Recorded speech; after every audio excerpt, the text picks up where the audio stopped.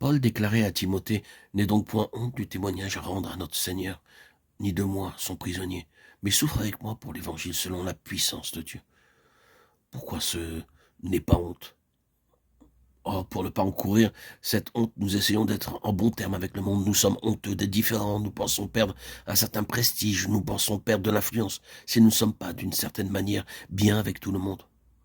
Quelle tromperie! Nous jetons simplement par-dessus bord les valeurs mêmes de notre vie chrétienne quand nous agissons ainsi. Voyons comment cela se manifestait dans le cas du Seigneur Jésus. Il avait des contacts, oui, bien entendu, mais sans établir de connexion. Pouvez-vous faire cette distinction? Des contacts sans raccordement. Oh, il était en rapport avec des gens, il était en contact avec les choses, il marchait parmi eux, les rencontrant. Cela se définissait par des contacts, mais il n'y avait aucun raccordement. Il ne faisait pas bloc avec le monde. Concernant la vie sociale, oui, il allait à un mariage, à des funérailles, à un festin et à tout le reste, mais sans aucun compromis ni approbation. Il avait toujours une certaine retenue. Pas de compromis ou d'adhésion. Ce n'était pas du tout formalisme. Ce n'était pas le fait d'une tension ou d'un certain particularisme. Vous appartenez à ceci et moi j'appartiens à cela. Vous restez sur votre terrain et je préserve le mien. Cela ne peut pas être dit par des mots. Mais beaucoup de gens, j'en ai bien peur, donnent cette impression. Non, il y avait quelque chose de spirituel en lui. Il s'associait bien, c'était l'accusation portée contre lui, qu'il était l'ami des publicains et des pécheurs. Matthieu 11, 19. Mais il n'était pas publicain ni pécheur. Il y avait association mais aucun compromis, rien qui abaisse, aucun compromis, aucune acceptation de ce qui se faisait. C'était cette relation avec le ciel, ce quelque chose de plus, de différent qui le gardait incorruptible. Il était incorruptible parmi tout le reste. Tout cela était résumé dans une de ces expressions, je ne suis pas de ce monde, Jean 8, 23.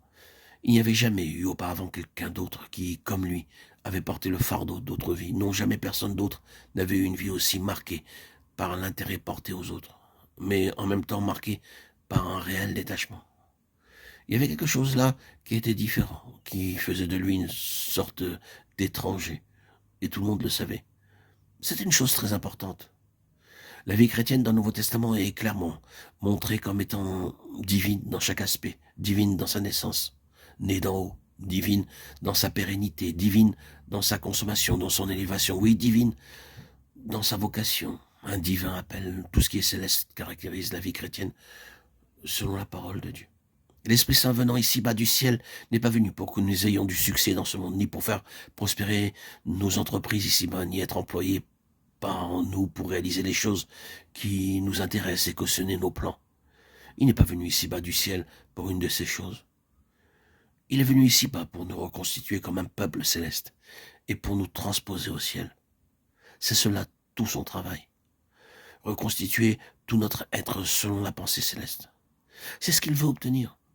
Si nous comprenons bien le travail de l'Esprit Saint dans nos vies, c'est le travail de Dieu dans nos vies. Ses agissements à notre égard, ses voies pour nous. Si nous comprenons les manières de faire et le travail de l'Esprit, nous devrions voir que ce qu'il désire, ce n'est pas que nous fassions quelque chose ici-bas dans cette vie, mais obtenir en nous ce qui est divin, nous constituer selon le modèle céleste. Il recherche ce qui est incorruptible. Tout ce qui est autre s'en ira.